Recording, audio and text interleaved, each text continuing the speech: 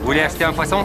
De peur que le poisson rouge dans ma bouche ne tombe, je ne peux que secouer la tête encore et encore. Nick ne comprend absolument pas ma réaction. Mais dès que je quitte précipitamment le magasin, il comprend vite que quelque chose cloche. Rendez-moi ce poisson. Merci, maman. Je vous en supplie, c'est son anniversaire, s'il vous plaît. J'en ai rien à faire. Rendez-moi ce poisson. Il y a le feu. Il y a le feu là-bas. Je prends aussitôt ma fille et je m'enfuis. Sam n'a même pas encore compris d'où vient ce poisson rouge qui vient de voler vers lui, que ma fille et moi sommes déjà installés dans sa voiture. En voyant Nick sortir à notre poursuite, je supplie Sam de démarrer au plus vite. N'ayant pas vraiment le choix, Sam finit par nous emmener loin d'ici. Je le ramène ensuite chez moi. Alors que je m'excuse pour mon comportement de tout à l'heure, quelqu'un frappe soudain à la porte. Je vais ouvrir. C'est elle.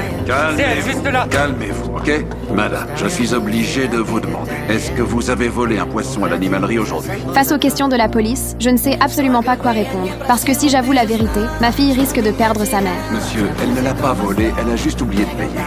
Ah ouais, voilà. Je vois, vous êtes son mari? Marie, mais ils se connaissent même pas. Pour convaincre la police qu'il était mon mari, Sam m'embrasse carrément devant tout le monde. Même si Nick continue de mettre la pression, les policiers décident finalement de me laisser tranquille.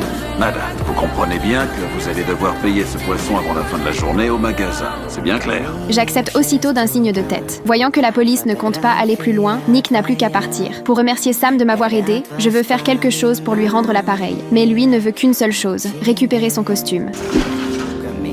Prenez ça. Wow, c'est du vintage Hugo Boss.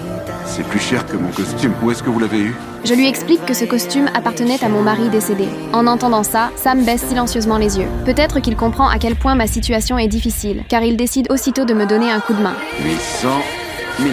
Ça suffira? Wow, monsieur, vous êtes un sacré bon pourboire. Merci pour voir. Trouvez-nous le meilleur aquarium, nourriture, corail ou je sais pas quoi dans un aquarium. Et vite. Je ne comprends pas pourquoi Sam fait ça, mais sa réponse me laisse complètement sans voix. Ton mari aurait fait la même chose pour l'anniversaire de sa fille. Touché par sa gentillesse, je le serre fort dans mes bras. Mais alors que l'ambiance commence à devenir étrange entre nous, une remarque de Nick me laisse soudain figé. Et monsieur, je suis désolé de pas vous avoir cru aujourd'hui.